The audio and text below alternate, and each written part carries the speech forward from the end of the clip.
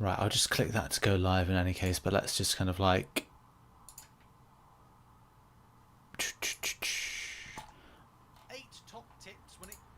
Right, let's just make sure I'm live. I'm just going to get that sorted first and I'll send you over a link as soon as possible. Yes, there we go. There we go. That is a very good start. See that live. And now I can... That's the one. Yes, I've just sent you over a link. There we go. And I need to pop out my chat and do all the professional things of I'm a professional streamer, and I won't be able to put you in because I'm going over voice, but I don't know how that would be good. Is whether or not I kind of like if you just point out the stuff that I'm doing, right or wrong, and then that'd be all right. That you're not in visually. Is that an issue? No. Good. Good. You can keep me on if you want. You don't have to if you don't want to. I was enjoying seeing your hat the other day because I thought I'll go and check out. Oh yeah, I should do a professional thing and start the stream off, then kind of like properly kind of introduce. Hi to the Immortal, and Mark could see as well. Okay, so hello everybody, welcome to a very special sponsored stream. This of course is Raid Shadow Legends. You can check out the game in the link in the description and the pinned comment, and as well regularly floating into chat the pop-up of downloading the game. If you're new to the game, please consider downloading, supporting the channel, and if you are watching on live stream now, you can go across to the right hand side of me, not the left hand, my left hand side, your right hand side, and you can be one of the many supporters of the movement to try and get to level 12, push through, get some amazing rewards. And also go to the top left hand corner where there'll be a QR code. The rewards in particular that you'll be getting are popping up on screen right now, which you can get as soon as you hit that level 12 marker. You've probably heard whilst we started the stream, and if you're watching on the playback, the voice of the amazing Deadwood Jedi, who we've got a link to. Thanks. A link in the description to your YouTube channel. So go and check out Deadwood Jedi on YouTube. The link's in the description. And that's right. And also your website, which I was having a quick look on. It's got lots of really interesting and informative information. And of course, it's not just Raid that you cover, but you also cover other things. But you're the font of all knowledge, or my font of all knowledge, when it comes to Raid in this particular format. So, well, that's the thing. There's so much like intricate information that I'm kind of really interested on. There's some things I think stumbling blocks I've reached, I think a lot of other players reach as well, and I think it's that interesting point of like having someone that knows their stuff. So we've got to get into the start point of bosses. Now, one thing that interests me a lot about bosses is that if you go, and I'm using the PC version, I don't know if the game is available on PC, mobile, so make sure to go and check out, as I said, the links in the description. But we're going to be talking about bosses. I assume that's correct. We're allowed to talk. We talk about bosses first. I think we can talk about whatever suits our desire. Yeah, I always kind of think. Yeah, that is true. I am always on the inkling that I'm going to be told off for kind of like not doing as I'm told. No, you were meant to cover this. We were meant to talk about that. And I'm like, oh, but I really want to talk about like, okay, well, I like a champion. I like to make him or her or they stronger. And that's the thing about some of these dungeons is that you'd go into them and go to get artifacts, Ascension materials. These are your is it potions? Yeah, it depends what you're trying to do, right? Like there are, I mean, as you guys can see on the screen, there's like 11 different dungeons or something ridiculous like that, and they all offer something a little bit different for you. The ones on the left offer materials to help level up your champions, right? Whether it's ascending them or it's really powering them up in one way or another. You can get materials to get blessings and stuff, which is kind of like another level of building them up. Yeah. The dungeons on the right all provide gear for your champions or ways to upgrade your gear. And so, you know, you need to kind of balance your approach, right? Obviously, Yeah. the number one thing, make your champion stronger, right? That's obviously Yeah. really important. But, you know, it's a funny thing about games like this, you know, where this is, you know, it's a gacha game, right? It's, you know, you Mm. want to collect them all, you want to get all the champions. And so, so many people focus on that, but really, the real thing that makes your champion strong is the gear you put on them. That's the difference between the, you know, the big players and the medium players, right? Like it's Yeah. the quality and the amount and the size of the gear. So yeah, going through these dungeons is super awesome, and like it's like super important, I guess you'd say. Mm. But like you, and they're all very different. They all have different mechanics. Like you can see right now we have like a 3x for speed gear in Dragon, which is maybe the most important gear set, right? Yeah. Make you faster. But yeah, you know, different dungeons provide different things for you, different rewards. Each one has different sets that you're able to get. So, you know, being able to have a flexible team that can approach different dungeons in different areas is always really important.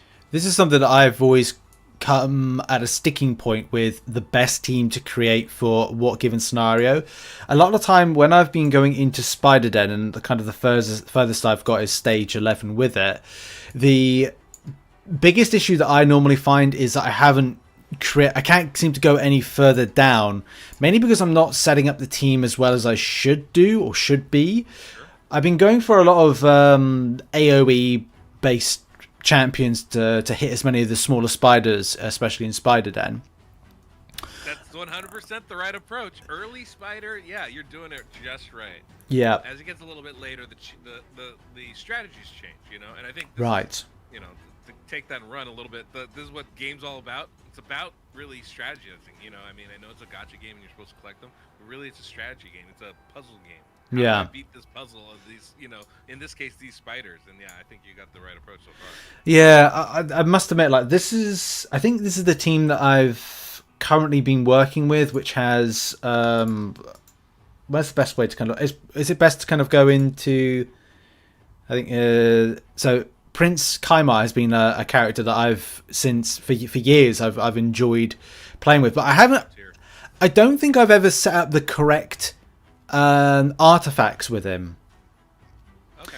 So I've got I've currently run a combination. It seems like a combination of where is it? Is it life? Not life still.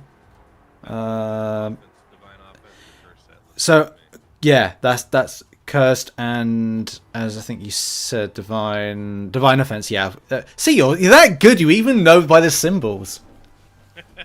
I do. I've been playing this for a little bit. Yeah, got it. Well, I mean, you know, I can tell you right now, you're making the classic mistake that most people make. Right. In this game. The one thing that you want to know, especially early on in mid-level, you know, basically until you can, you know, wipe every dungeon down. Yeah. Like easy. The biggest thing is speed is key. Speed. That is really interesting. As I was in arena and it was speed, I was getting hit by, I think it was speed. It's like a speed down, or like it was reducing my speed. And is speed like the most crucial thing when it comes to a lot of content, like say clan boss fight? Yeah, not every bit of content, right? Yeah. You know, some of it is more. You know, this is one of the fun things about this game. They have a unique kind of system as far as taking turns and speed and stuff like that. So it does depend a little bit on what you're doing.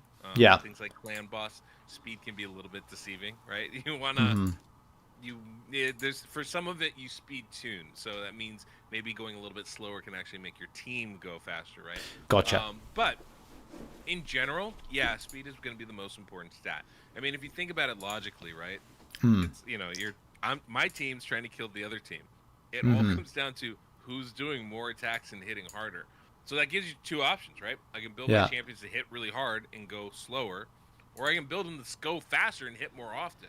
And typically, considering all the things that are available, all the skills that your champions have, all the abilities to mess up the order for the other team, going faster and taking more attacks is more beneficial.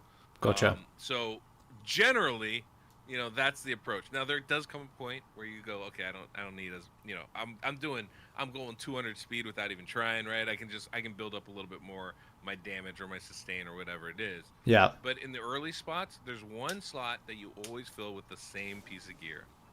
Period, across the board. That's your boots.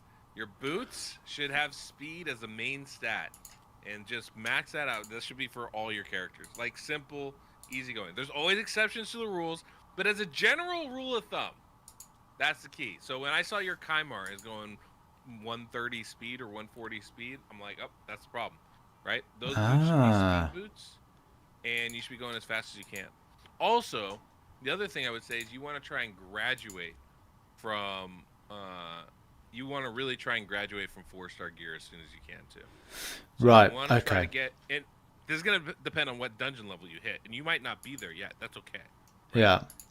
Gotcha. But really, you want to try and graduate up as much as possible. So speed sets are so valuable early on because every little bit of speed is so hard to find, right? So the biggest thing is those boots. Make those boots speed boots, and you'll be doing a lot better, right? Yeah. Oops, I just changed the wrong thing. Then that was not good. Okay. I clicked. I thought I clicked on my boots, but I did not click on my boots. That was silly by myself to grab that. I was looking at the wrong thing. I think I was looking at the most powerful kind of like items and just went, oh, I'll just change that. So I got 4-star boots. And when you say the graduate side of things, is where, what would you when you say that, you mean like upgrading in general? So first off, those boots, they say flat attack on them, right? It's just you don't want that, right? So we don't want those whatsoever. Do you know what? Reading's important, isn't it? That's something I did not do.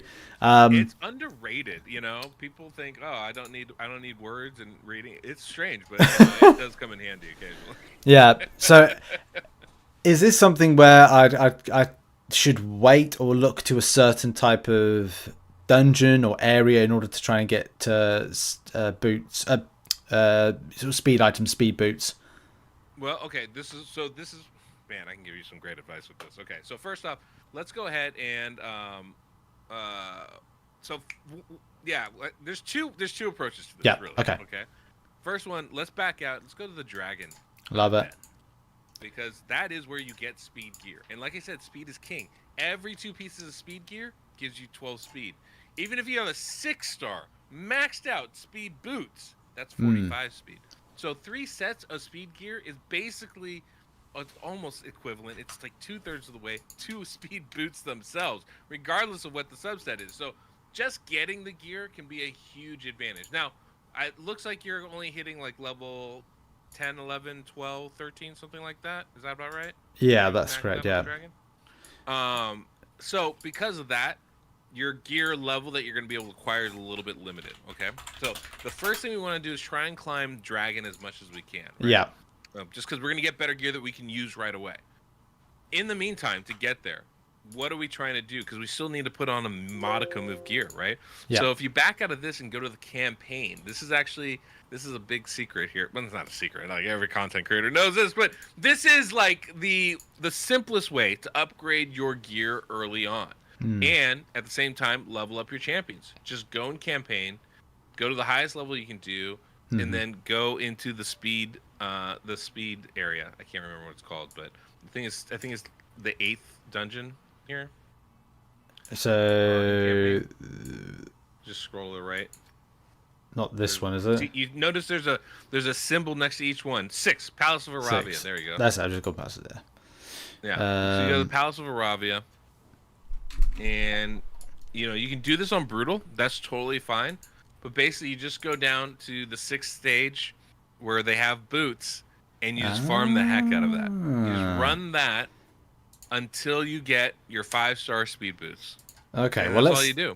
Let's see what I get from going in. Sure.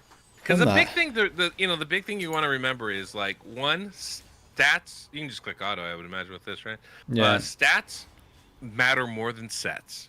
Right? Yeah. And and then on top of that, the main stat of each piece is more important than the rarity of the piece. Yeah. So even if it's a common dirt, like bottom of the barrel speed boot, is better than any other kind of boot you can get that isn't speed, because it's just going to do the thing you want it to do, which is add speed to your champions, right?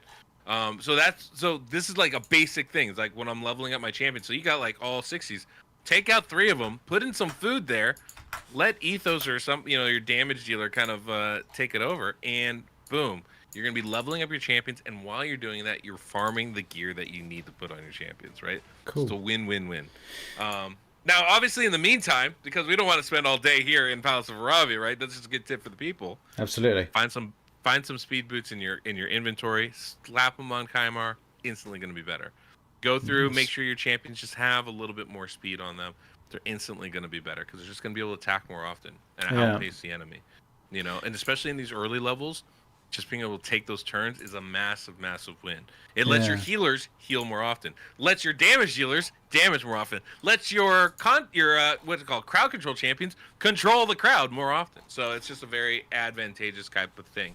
Now, sets are great. Like Curse set, I think is actually a really good set on some people, but I don't think it outstrips the need for speed. And I can't believe I just made that rhyme. Oh, that was brilliant, because that's just like the line, isn't it? It's like, I have the need for speed. It is. Like Keanu. Yeah, so I guess it's a case of like keep going, try and get that speed, increase those speed. Is it better for it to be on 2 pieces in order to get the speed set boost? Doesn't matter. All of it, would you say? Obviously, if you can make a set that's advantageous, but it doesn't really matter. Like, what matters are the stats, not the sets. So if you can match it, great. But like, there's no speed boots in a speed set, then let's not put on a speed set. Gotcha. Let's just not do that, right? Let's get the boots from wherever we can. So you can go under filter there. Actually, it's a nice little thing that they've added here. You can actually filter your gear, which makes it a lot easier to find stuff. But you can click on filter, click on boots, and click on speed as a main stat. You can even click equipped if you wanted to try that. You can click fitting room to try it on and see how it fits and how it looks, and swap some stuff out. Yeah, it's really nice. Yeah. This is great, obviously, for just preparing, changing, swapping, because I can imagine a lot of players change out a lot of things when it comes to stats. What about Masteries? How do they play such a, do they play a big part? Because I've heard a lot of people go, oh, I need to change this Mastery set for this champion for, say, Arena versus changing it maybe to a set for campaign. Or faction wars. How frequently are players switching between those different types of things with Masteries? You're generally not switching because it generally costs gems to swap them out. But the Masteries are important for building your champions. Basically, when you get down to like the tier 6, the last level, those can add some pretty significant boosts, whether that's an extra 50 accuracy or resistance, or it can give you a War Master Giant Slayer, which can do massive damage against bosses, right? Depending on those kind of masteries, like that can actually have a pretty outside impact on things. Now, it is always balanced, right? There's a limited, the impact is fairly limited, and you do need to know for what champions is for. But no champion is complete without finishing their masteries. Yeah, it can really do a lot for your champion depending on the type of build that you're doing. But you don't need it. You don't always need it, right? It is kind of like that last step of things you want to get done. So. That is always important. Now, with somebody like Kymar, and I think this is really important, you want to know what your champions are good for, where you're using them. Kymar is an insanely good champion, but not how you've built him right now. Right. Because his big power, if you go to his skills, you'll see he's got 2 really major abilities, right? Now, his A1 looks okay. It's okay. It's an AoE skill. It lands a little bit of poison, right? But that's not really what he's there for.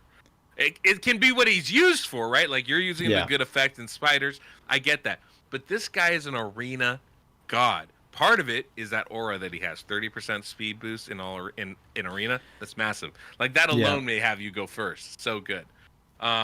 It's that A2, which is insanely strong, where it basically completely sleeps. It puts the whole enemy team to sleep and strips all their buffs. That is a massive, massive skill right there, right?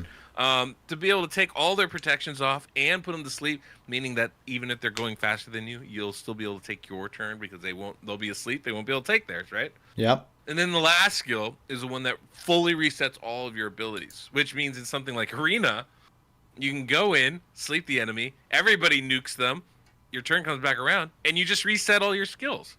It's a huge, huge ability. And this is something that can be really good in dungeons where you're trying to, speed run your waves. Where it's like, all right, I'm going to do my nuke, take down this wave, reset with Kymar, do it for the next wave, and then we're already at the boss. So it can make your arena runs or your dungeon runs really fast. So in a nutshell, I've been playing about with this champion the wrong way. This is probably going to be the story of my other champions as well. Well, hey, this is the thing we all go through. This is not a you thing. This is a natural evolution of stuff. You're never going to make all the right decisions, and by learning about it, like, this is going to be great because you're not going to be able to make this mistake again. I think you're going to understand exactly what's going on, because when I look at Kymar, what am I seeing? I see a debuff champion and a speed champion, right? I see him. The aura is great for arena. That, I want him to be able to reset skills. So him going fast means he's going to be able to use that faster, go through the cooldowns a little quicker. But most importantly is that A2 ability. Yeah. If I can sleep the enemy and strip their buffs in arena, I can literally stop the fight right there. And so that means my damage dealer doesn't have to go fast. I can really build them for full damage because the enemy's asleep. That means they're going to miss their turn, which means I don't have to rush to get my damage dealer to take a turn. I can take my time. I can let them go slow. And this is one of those exceptions where I could use finally attack boots instead of having to use speed boots because Kymar slept the entire enemy team, right? And so that's one of the things. So when I'm building him, I want to build him for a purpose. So I'm building Kymar. I'm like, okay, I want him to go fast. I want him to have accuracy. He needs accuracy in order to be able to strip those buffs and put them to sleep. And he needs to go fast in order that he goes before the enemy team does. Because as soon as he goes, then everybody else can go slower. And so he's actually an interesting champion. Like, he doesn't need books, really. Like, notice those books increases damage and reduces cooldowns, right? And so that's great because I don't need him to do damage. I need him to sleep the enemy and strip their buffs, right? I don't need long cooldowns. It's arena. It's it should be like a 3-round fight at most, right? So he's kind of an ideal starter champion because you don't need a whole lot to make him effective early on, right? Books help, obviously. Long term, it's not a bad thing, but you don't need it. So it becomes a really good champion in that sense. So that's definitely how I'm building him, right? When you have somebody like Ethos, that's pure damage, baby. Hit him hard, right? So that's the thing where if I'm using him as my damage dealer in arena, maybe attack percentage boots on the feet, attack percentage chest. I want him as high damage as possible. I'm looking crit rate or crit damage, even gloves if I can, right? Because I want him to really smack every single time. And so that's my full outlook there. It's like let me hit them and hit them hard, right? I'm now looking at mine, going like, I don't know, what have I done with setting up this? All these interesting thought processes you kind of got into my brain about, look more about the skills, look more about things based on attack. The game is literally telling you, look, if you do this and it's based on that, then it means that you will do that. Yes. And that's you got it. By Jove, I think he's got it. The game is telling you. It's as simple as that, isn't it? But the hard part is there's so many little details in this game. There's so many, right? Whether it comes to the skills, whether it comes to what the damage is based on, or what the champion's called. Because you'll see it says under Ethos, it says legendary up the top there, and attack underneath. So he's a legendary champion, and he's got an attack style champion. But that doesn't always match up with his damage style. Sometimes it'll be he's an HP based champion or support champion, and his damage is based off defense or attack or something else. And you're like, wait a minute, what's going on? Why is this not working? So you really have to, sometimes the obvious thing isn't the obvious thing, and that's actually a good thing. Yeah. In a lot of ways, that's a good thing because it makes this game more interesting. There's always stuff to kind of look at and mine and find something now. And when you have basically I think there's 1,000 champions in this game now, there's always more to check out, which is pretty dope, I'm interested about the importance of the Ascension in the games that I play Marvel Contest of Champions. Awaking a champion, improves an ability, so to speak. Within Raid, we've got Ascension, haven't we? And upgrading skills is kind of done by tomes. What is the what's more important, Ascension? Oh, they're kind of both. Well, I suppose you need both Ascension and skill upgrades. Are those two really important, on equal level importance? One more important than the other? That's a really good question. I would say probably It sort of depends on the champion. There are Yeah. some champions that don't need books, right? Typically, books is the harder bar to cover Hmm. and the harder part to do successfully. Yeah. Typically, but it's also the most impactful because it does. I mean, it does the most basic of things. It makes it easier to land your debuffs or reduces your cooldown. If you look at actually, I think Tyrell might be a perfect example of this.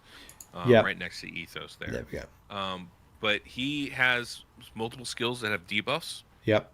He has multiple skills that do damage, and so if you look at his skills, you actually have a perfect booking system on him right now, which is amazing.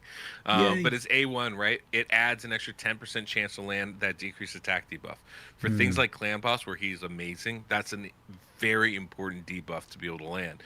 So every little bit that ups that percentage is really important. His A2 is a decreased defense ability, which is just a massive skill, and it's AoE, and that just makes everybody hit so much harder. It's almost mandatory for a lot of things like dungeon runs, right? Yeah. But it's only a 75% chance unless it's booked. So once you book it, now it's a 100% chance, and you can rely on it. That becomes a huge, huge change to things. So for him, books is really important. But it doesn't mean that Ascension isn't, because every point of Ascension not only increases their stats. And by the way, Ascension are those like the stars above the image, right? So it's like Yeah. sometimes they're yellow. Once they start turning pink, that's when you know they've been ascended. Hmm. That Ascension will unlock some gear slots for you. They unlock those accessories, so the ring, the amulet, the banner that you wear, and that's actually massive because like one of the biggest sources of accuracy is generally your banner. One of the biggest sources of crit damage is actually your amulet, right? Your ring provides a massive amount, or can provide a massive amount of HP and defense for your champions, or attack, depending on what they need. So those are all really, really important. And so Ascension is pretty crucial. Thankfully, Ascending isn't too hard, right? You just go to the potion dungeon, do a few runs, not that crazy to do. The books is a lot harder to do. You basically have to be taking down clan boss to get books consistently. Right. Which is just really, really important, right? Yeah. And when building up for some of these other dungeons, because this is they're all in essence dropping key items for you, of course, for this particular dungeon, arcane 15. These potion keeps used to only go up to 15, so that's a good place to be at. Yeah. I kind of feel like I've got to a nice comfortable point in that one where I'm kind of refarming those to improve my champions, because I was always, I think, looked at the game in a kind of maybe incorrect way, because I used to be like, I need to get the mastery sorted for a champion, and you've given me a lot to think about when it comes to further improving champions, to go, okay, instead of it being about the Minotaur's Labyrinth for mastery scroll improvement, let's focus on the gear first, because the gear will benefit more the speed, accuracy, attack, defense, whatever impacts in the champion itself, whereas the scrolls are kind of the, would they be would we conceive them as being the cherry on the top of the cake of the champion? I wouldn't say the cherry on the top. I would say masteries are like the frosting. The frosting, right? okay. If you want to finish cake, you need the masteries. But Gotcha. Is that really what makes a cake? No. It just makes the cake a lot better. You know what I mean? But it doesn't make the cake itself. And so I think that's going to be, when you're trying to build your champion, especially, early level account like you have here, I would say first thing is level up your champion. Second thing is get the Ascension, because it's easy to do, right? Yes. The third thing after that, that's when you start looking at books. Is it necessary? It's not. You do have to understand your champion. What role are they good for? Why are you using them? And that will determine whether you need books or not. And then after that, you want to really get the masteries going. But there are some areas of this game where, like, if you want to be successful, you have to have masteries. Clan boss is one of them. If you want to be successful in clan boss, you need masteries, because that's where all your damage comes from, or a lot of it. Right. A cake analogy is good, right, Bosley? But yeah, I think you really do need masteries if you want to be successful in clan boss, because there's two masteries that are absolutely mandatory. They're both in the offensive tree. It is Giant Slayer and War Master, and basically what those do is they give you they do damage based on a percentage of the HP of the enemy. And in this case, you're talking about the clan boss, which is meant to be taken down by all 30 members of your clan. Yeah. And so that becomes like, it's got a huge HP pool. So you're doing like, 50,000, 80,000 damage just based off those masteries alone. So it becomes a mandatory thing, you know. And when you're talking about 100,000 damage being a really good number from one champion, doing that kind of damage from those masteries alone becomes massive. And it doesn't matter if that champion's an offense champion, doesn't matter how you built them. Those masteries are going to proc regardless. That becomes really big. So that's the biggest spot early on. That's why early on everyone's like masteries, because not only will that help you a lot in, you know, in clan boss, but that'll help you a lot in dungeons too. When you start facing those dungeon bosses that have a lot of extra HP, those masteries start doing an outsized bit of work. So adding the masteries does a lot for your teams. But when we're talking about, hey, I just need a farm XYZ area, you know, it's a balancing act. Like sometimes it's really important, sometimes not as much. For like a champion like Kymar, for example, I would go down. Like advanced build. Yeah, I'm probably going down the accuracy tree to get Eagle Eye, so I can get an extra, 50 accuracy or whatever. Right? I'm not worried about offense because that's not his role. That said, early on in this game, you're probably using him a lot in dungeons. I don't think there's any problem going down the offensive tree. I wouldn't go flawless execution like you've done. I would go with Giant Slayer. I would go with War Master for him. But like that's kind of the approach I'd want to use, right? Because every time that hits, it'll do more damage to the boss, and right now that's a hard spot for you. You're not as, obviously you want to do every parts of this game, but being top notch in arena, probably not highest on the list of things you need to do. Right now it's about getting the gear. But because it does cost gems to reset your masteries, I probably wouldn't worry about it right now, right? Yeah. Like you build them this way, it's like it's fine. It's not going to hurt you. It's not helping as much as it could, but it's not hurting you, right? Yeah. So he's not somebody I would be concerned with. But once you get like, you got a team of 5 that are all level 60 and they're good champions, right? And can do work for you. Yeah. And I assume have masteries at this point. Like that's a good spot to be at, right? Like you definitely that's where you want to be. So now it's just about adding to that, right? So now you want to start adding champions for areas of the game, right? Yeah. Champions that are going to give you more flexibility and more variety. And, you want to keep pushing clan boss. That's the number one thing. It's the number one thing. Gotcha. So that's definitely where I'd want to start. So as soon as anybody starts the game, that's kind of the focus is kind of like join a clan and. Well, it's important, but I mean, it all comes with a balance. So yes, at this point in the game, you want to be doing. You want to be pushing clan boss. Yeah. But if you're first joining the game, obviously, day one, it's all about campaign. It's all about doing your missions, do stuff, have fun with it, play around. Yeah. But level up your champions, right? That's the big thing. Once you get your champions up to 60, once you get your first 60, it opens the game up. You know this. Yeah. Once you get your 5th champion to 60, it's like, okay, now I can do anything. And then you want to get masteries for them because that's going to help you a lot, right? Yeah. Once all that's done, then it's like, okay, let me you have twofold mission, right? One is get better gear, push your dungeons, which is where you're kind of stuck right now. And the second is get in a clan and start doing clan boss, because the rewards in clan boss are the best rewards. That's where you get shards, that's where you get books, and that's what you want to be able to do there. Speaking of which, I've got some sacred shards and also some void shards to open. If we kind of go through opening up some of these and then try and find out, are these any good? Have you seen them before? What do you feel about them? Those kind of things. I've got this one, Ox, many times, but I haven't used it. Of course, there's going to be some that are going to be effective or work pretty well. Others maybe not so much. Well, I'm gonna be Ox's. Yeah, he's. I mean, I don't know. He's necessarily good. But one of the great things about this game is it is a very free-to-play friendly game in the sense of like there's a lot of champions that are actually really useful that aren't legendary. Like you don't need legendaries to be successful. Yeah. Epics are really great. Even a lot of rare champions are really, really good. I've seen people do some amazing stuff with uncommons as well, frankly. So like it does have that flexibility, and there's a variety in the champions. So. One of the things we always say is like there's, it's not that a champion's bad, it's just we haven't figured out how to use them yet, That's the same thing when it comes to our game, Marvel Contest of Champions. We never said there are actually bad champions in that particular game, but there's bad champions here too.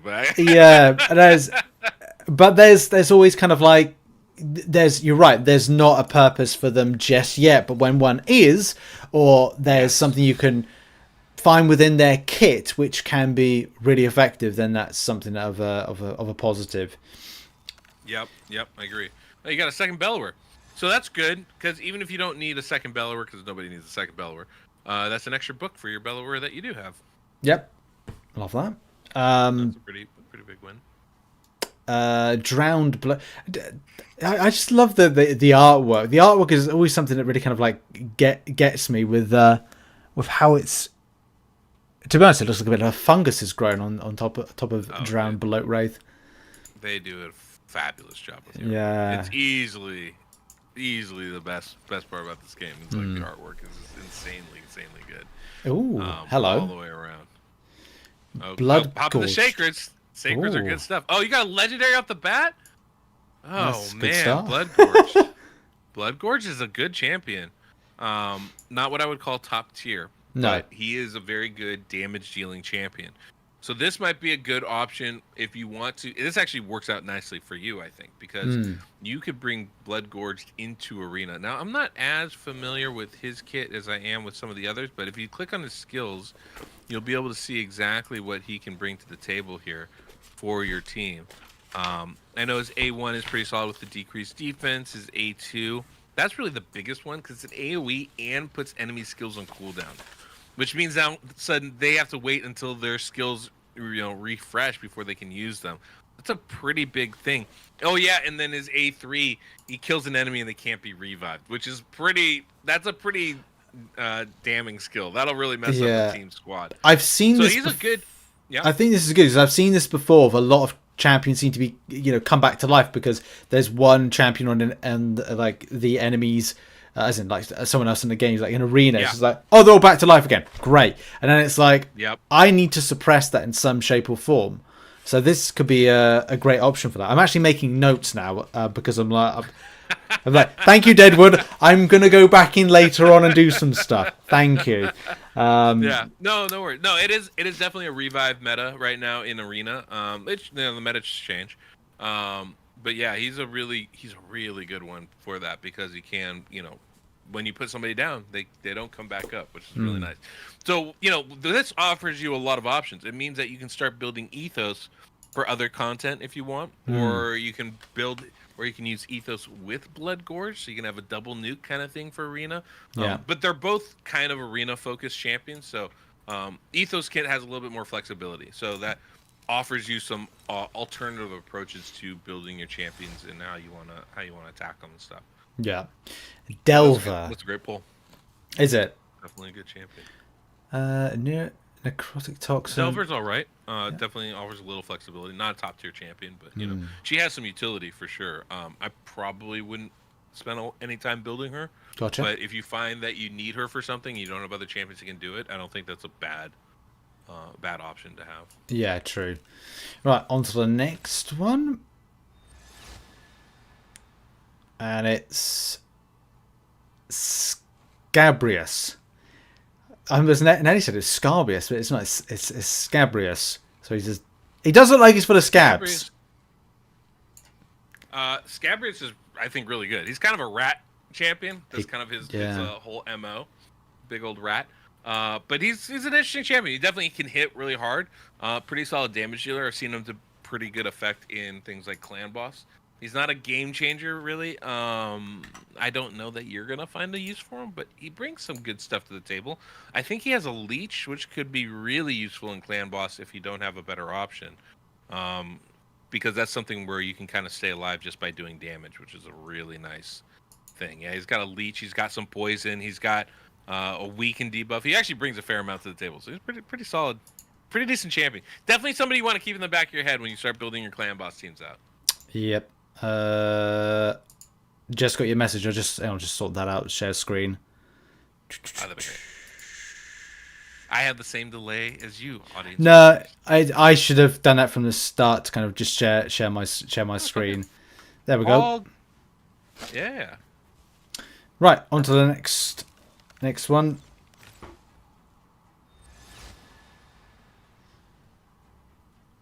Oh, Franox. Varanox. I know. honestly don't think I've ever used Ferronox. There's a lot of champions in this game, right? So sometimes you're just like, what is this guy doing? Seems like a decent sort. I don't think it's what I would consider a game changer, but Yeah. Oh, we're going to the next one, which I think that's fair. I think that's fair. Yeah. And Defiled Sinner, yeah, not a great champion again. So look, sometimes it's wins, sometimes it's losses, but it really does just take one or two key champions to really change your account and change what you can be able to do with things. And I think you got a couple really good ones, right? Scabrius and Bloodgorge is kind of a big win already. I think it gives options. I need to build something for Arena, and I think that'd be a good kind of like talking point right now. If we have a look at my team and have a look at if I go over like what I've got as a team, which I think is the wrong team to have for Arena. In particular, Classic Arena. Defense is another story for another day, but it's just So this is my current attack team right now of Kaimar, Ithos, Ithos. I had, do you know what? From the very beginning, when Rhyme Beast was kind of like, one of the main. I've just had it there, and Jareg.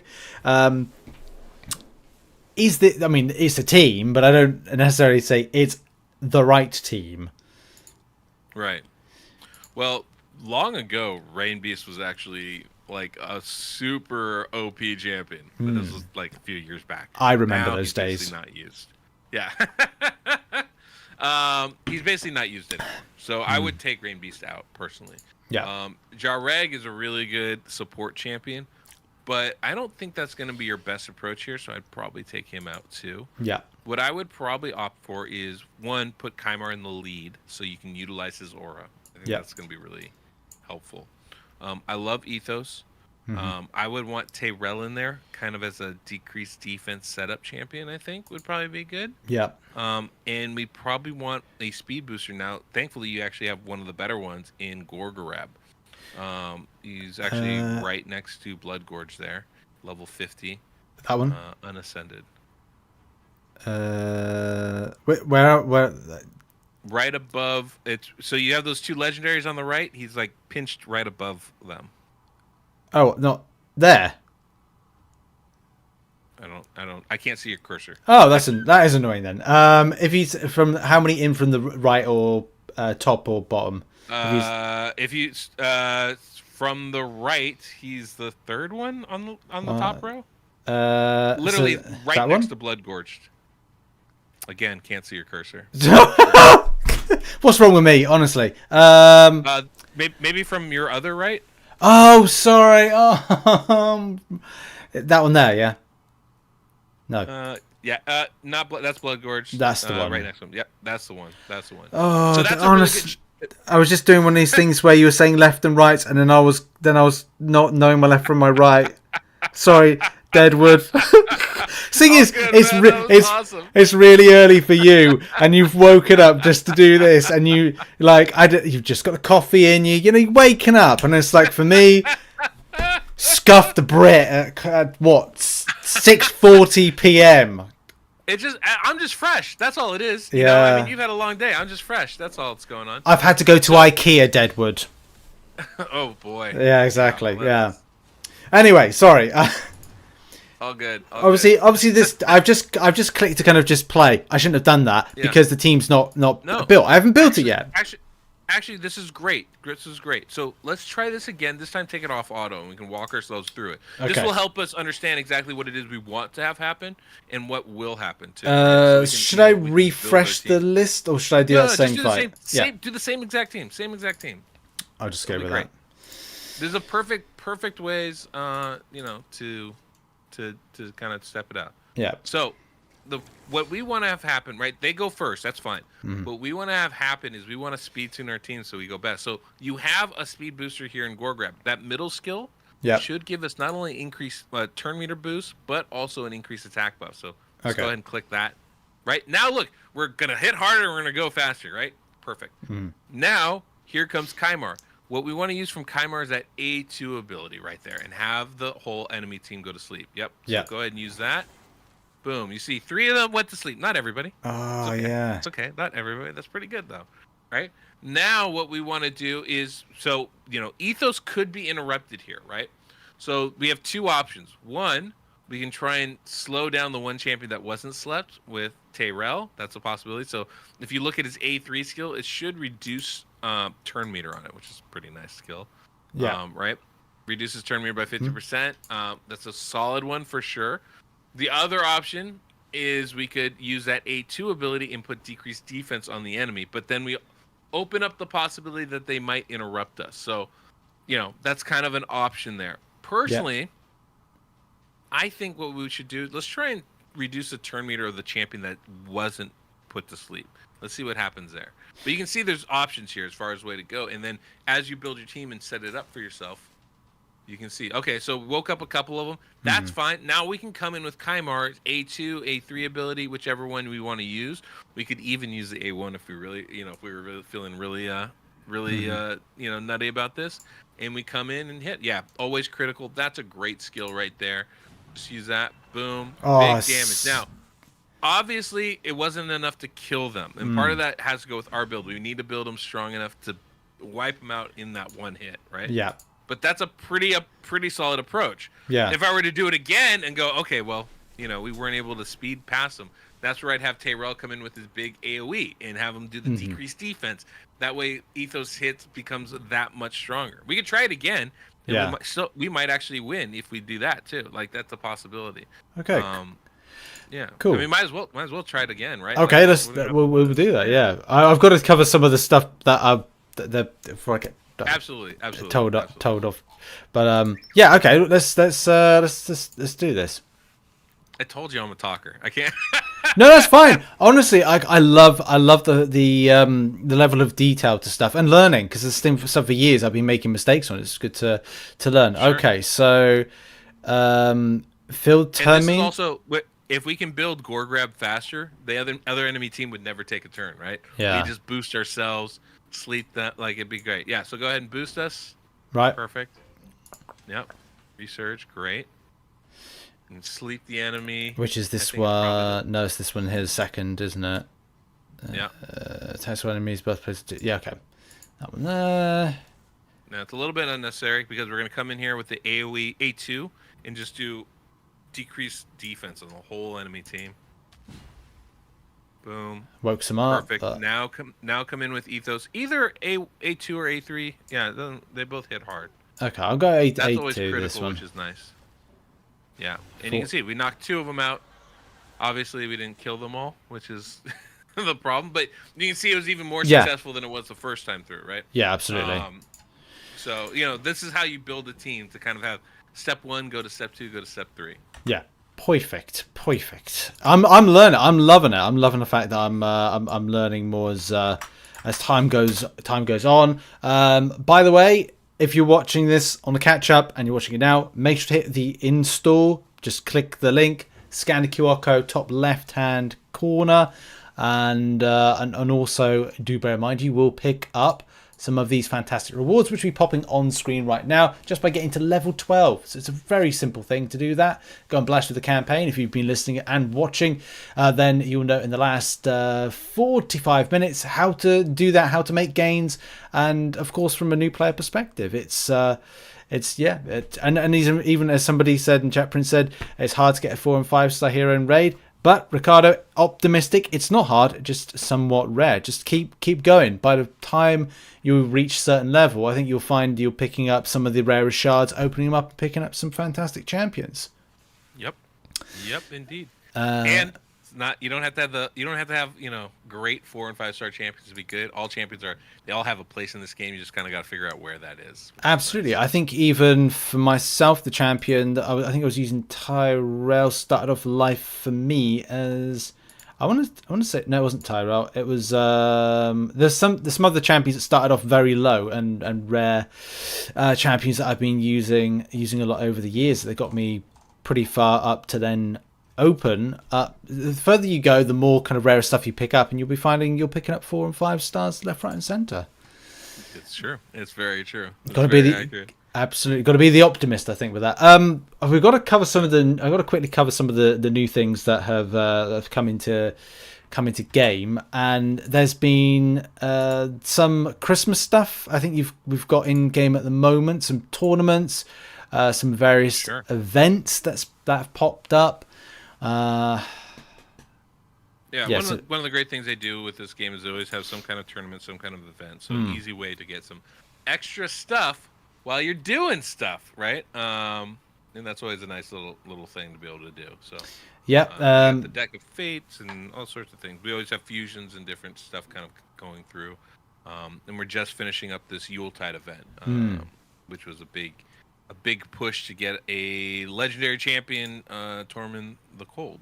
Fantastic. There's also like a nice kind of a free event that's been popped up for Raid Xmas. So if you go to the link in the description and click for Raid Xmas, it will come to if I can get the page up for the Raid Christmas Tale, which you can enter in now. Said link in the description, and you can pick up some free stuff, some free in-game or out of game things, and those particular things that you can pick up are on screen right now. This is the little video that's popping up. If you're watching my screen, Deadwood, then you're probably not going to see it, but it's on OBS. There's a little video that popped up. You just put in your ID and you get a chance to win some things in game or out of game. And yeah, just a fun thing. And that's the thing that Raid do, is they do a lot of these fun little things for the community to go and check out. So make sure to do that. Raid Xmas in the link in the description, and get some free things, whether it's in game or whether it's out of game, and on now until the 10th of January. So that's something to let everybody know about. Now we've got to talk about a look at the Cursed City. So this is something that has been recently added, if I'm correct in that. How are you finding it? What has been your approach to it? I'm a big fan of the Cursed City. I think it's a great addition to the game. Honestly, what's really nice about it is it offers something for everybody, regardless of where you're at in the game level wise. There's just so much to kind of go through and do, which is a really fun little treat. It's basically it's almost like a choose your own adventure book, where there's all these different paths available for you to go down, and you unlock them by taking out the path before. So like right now you're at stage 1, right, or 2.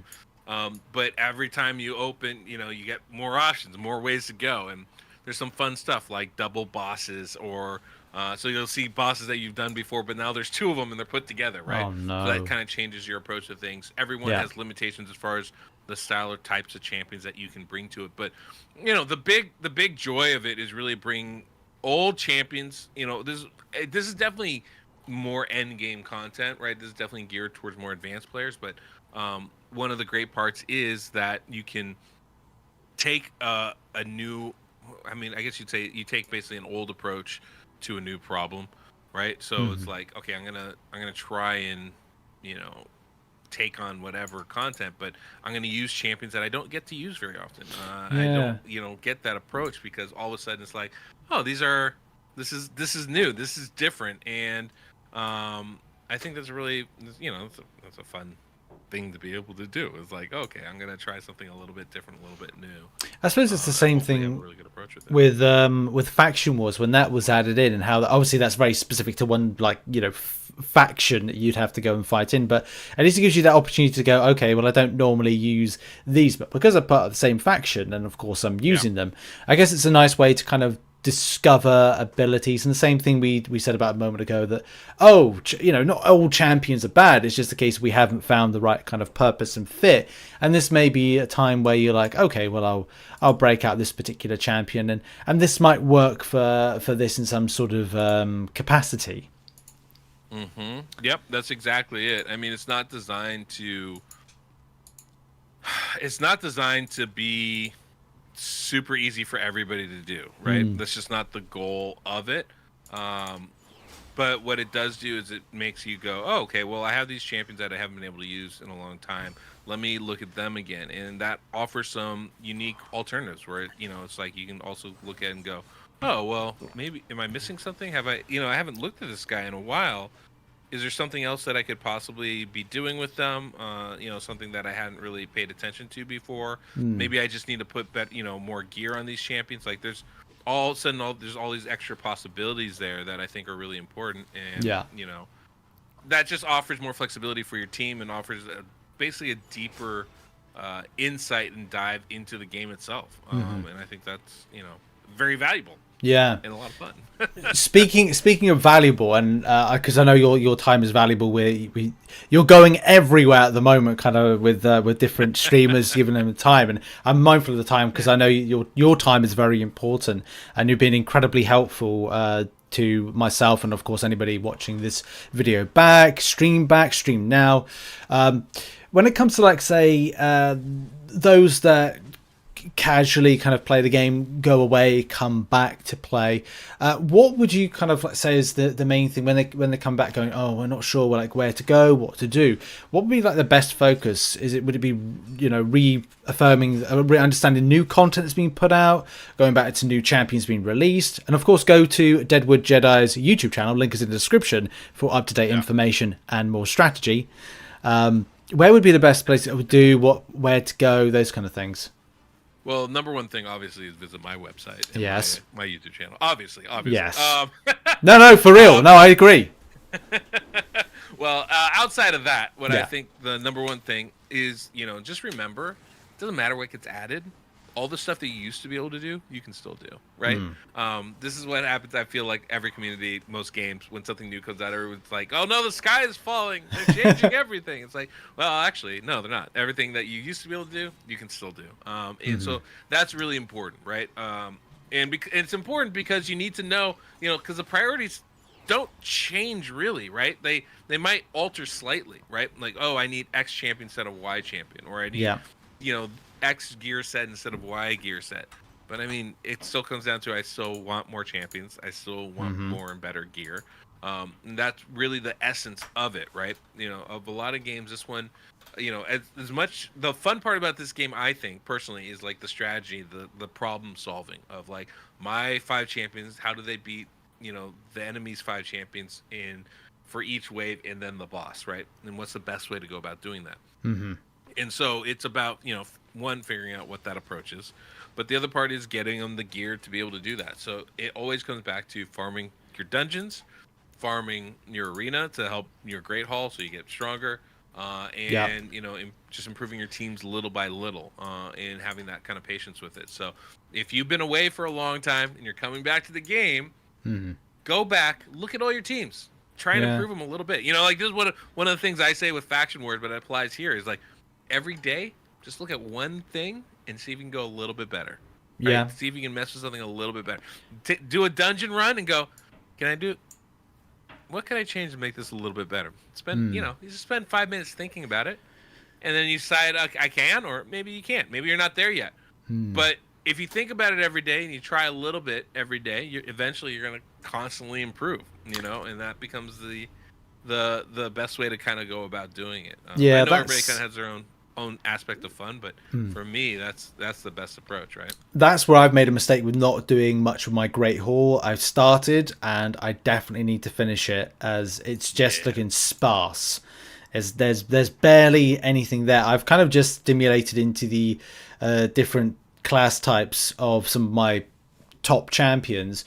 What would be the best way to kind of like obviously do arena in order to kind of like improve this, but what would be the best starting point to kind of get the Great Hall upgraded? Choosing something specifically, say on a champion, your lead champion, or well, first off, so this is gonna hurt me to say it, but I think I would do it exactly the opposite way you've done it so far. Right. I would first thing I would approach is hit the stats that are gonna be the hardest to get and are gonna have the biggest impact here. Okay. For me and most people, that's gonna be accuracy. That's going to be resistance, and that's going to be crit damage. Accuracy, resistance, crit damage. I find accuracy to be the most important, because if I can't, you need accuracy to land your debuffs. If I can't land my debuffs, those champions are no longer very valuable to me. You also get a pretty outsized impact from every point that you put in there. So my approach generally is build up your accuracy. Yeah. Get that up as high as you can, as fast as you can. When that is all at level 10, that's when I will then decide, am I doing resistance or am I doing crit damage? Now, resistance used to be pretty much a dump stat. Like, it was never really very good for anything. Mm-hmm. It's gotten some more importance as we've gotten more dungeons, more bosses. Things like Hydra becomes more important. So I might recommend making that the next one. But Yeah. crit damage actually has a pretty outsized impact as well. And so that might be the second, one I would go for. And then after that, I would, take the other one. So accuracy first. That's my advice, and then resistance or crit damage, and the other one after that. As far as the affinity, because there are 4 affinities, right? There's 4 rows for a reason. Yeah. Focus on whichever one has most of your champions or your strongest champions, or you're gonna want to hit them all anyway. But like, you can focus on one over another if your team leans heavily one affinity or another. Yeah. I don't think that's a problem. You just kind of got to read what's best for your squad. There is one thing that you did here I think is actually really good. And so it's not all bad news, but those first couple levels are pretty cheap and pretty easy to do. It's not bad to have like 1, 2, or 3 points in all of the things to start off. I don't think that's a bad approach. But one of the things is, one of your missions is to get one of these to level 10, and so I would be focusing on that first.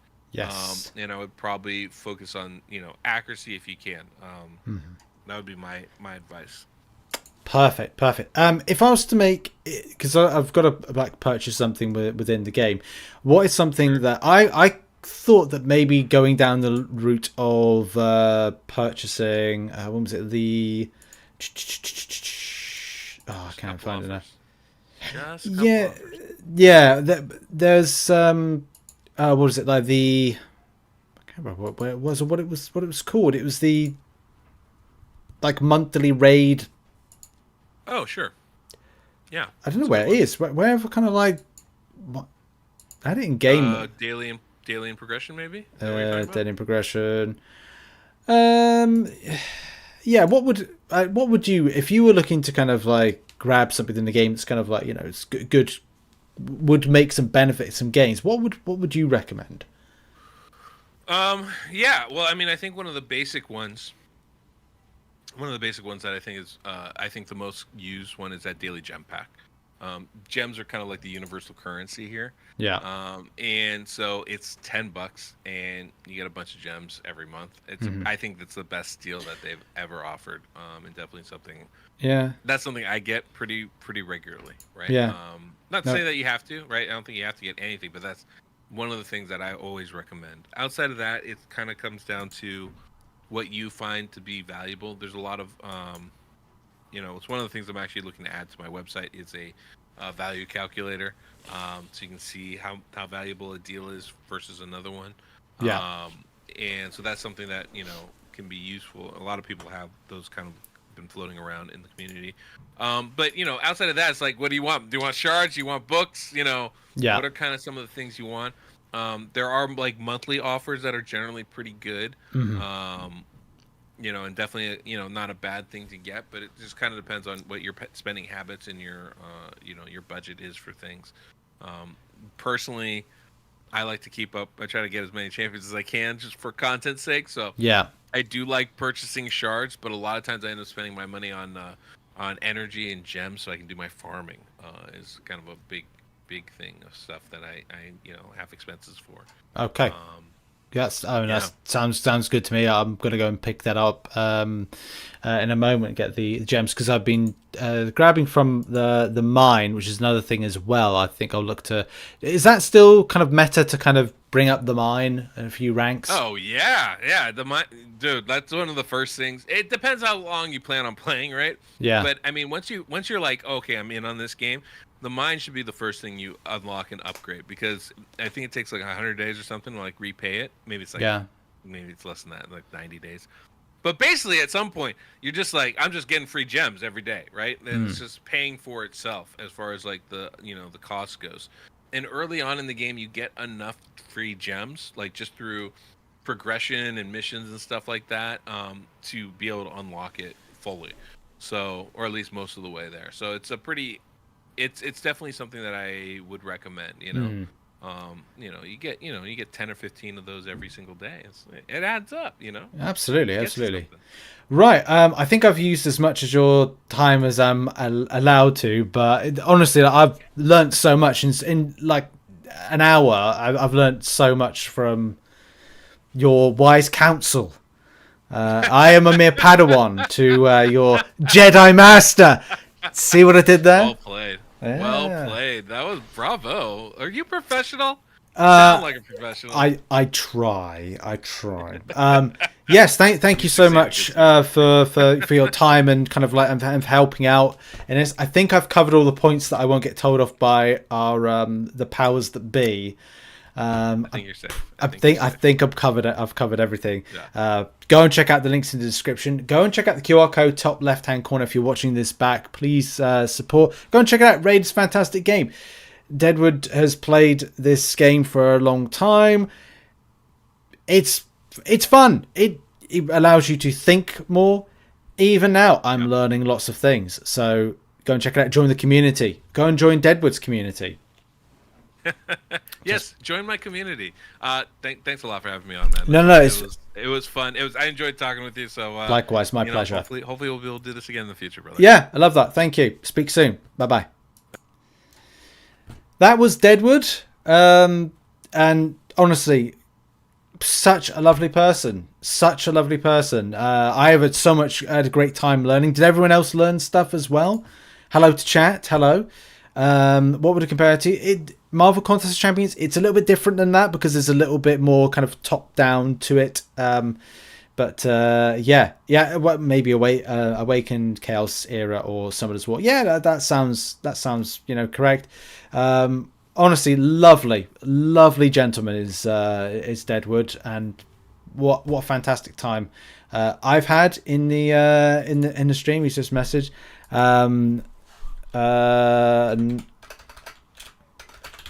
Thank you so much, and of course, I really learned a lot.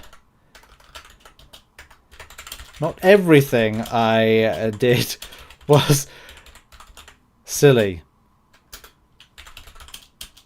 Thanks again, and have a lovely day. That was nice. It was nice meeting Deadwood. But yeah, I absolutely, I love the insight as well, because I just could not get into it. Maybe give it a try. You've helped me so much with progressing MCOC. I just wanted to say thanks. Thank you. Yeah. By the way, go and check out the game. Please do. Even downloading it and using that link, it helps me out. It means we can get Deadwood back in the future to talk about stuff. And also Raid Xmas. Check out that link for things. And yeah. Oh, a lot of fun. Yeah, so I think that's going to be it for the stream. I'm just going to double check that I've done all the things that I've been told to do without being told off. It's nothing worse than being told off. So yes, I've done that. And of course, we've mentioned that you will get rewards. These are the rewards you'll get. Hit level 12, you get these things. At least starts you on the journey to get some, spicier, better champions. And also the Christmas festivities going on at the moment. If you go to the Raid Xmas and link in the description, you can get a chance to get some free stuff just by putting in your username. So you can do all those things. Yep. Just like that. All those, that stuff. Do the thing. Beautiful. Okay. I'm pretty certain that's it. I've got to remove that and remove that. Okay, right. That's been it for the video. I'll be back live streaming maybe tomorrow, maybe early Sunday. Don't know. I may be back later live streaming. I'm thinking about it. Me and Em might watch a movie, so that might kind of like change things, but I may be back later. Thanks very much for the support, and shout out again to Deadwood Jedi. Links in the description to his stuff and his website and channel, and I'll see you all soon. Thanks for watching.